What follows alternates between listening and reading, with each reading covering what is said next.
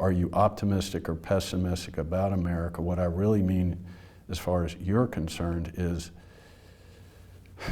do you think we're turning to reach more agreement as a nation, or do you think we will continue to splinter, and almost on a state basis you can start to pick them out?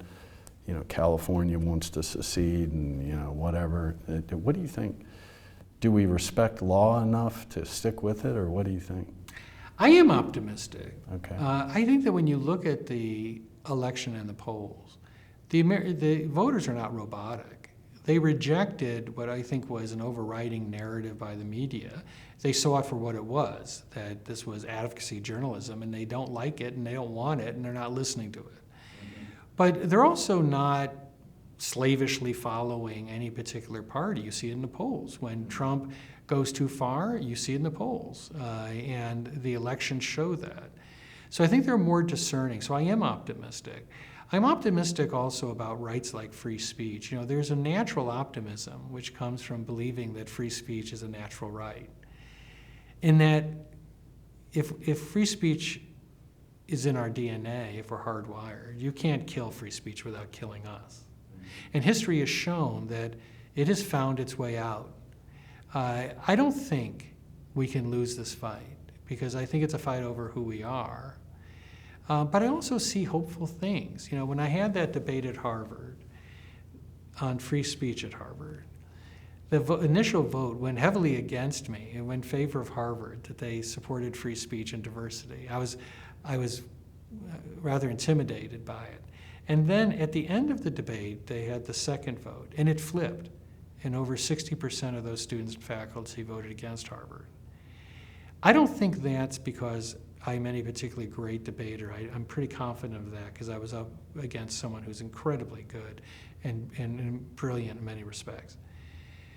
I think it's because they hadn't really been exposed to a lot of these statistics and these arguments. You also saw that in some of the most anti-free speech countries. Ireland has been off the charts in anti-free speech legislation.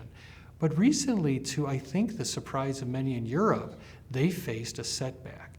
That after the riots in London, all of these countries moved to use that rage rhetoric for state rage to expand censorship. And the Irish law would have allowed prosecution for possessing material that was xenophobic or divisive.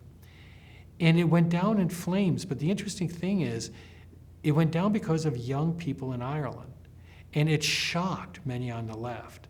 They've always assumed that they could get young people to give up free speech.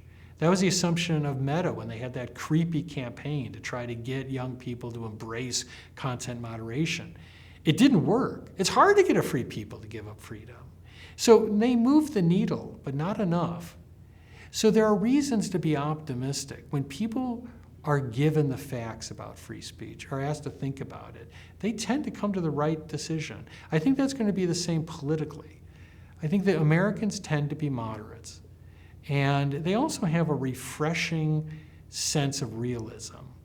You know, they know when the media is being an advocate. They know when people are selling them a bill of goods. And they tend to vote that way. So no, I think that if you look at history, as bad as some of these periods have been, and in many ways we've allowed rage to overwhelm reason, we've come back to reason. You know, those periods ended because of us. You know, the public saw Senator McCarthy for the first time in the Army-Navy hearings, and they didn't like it.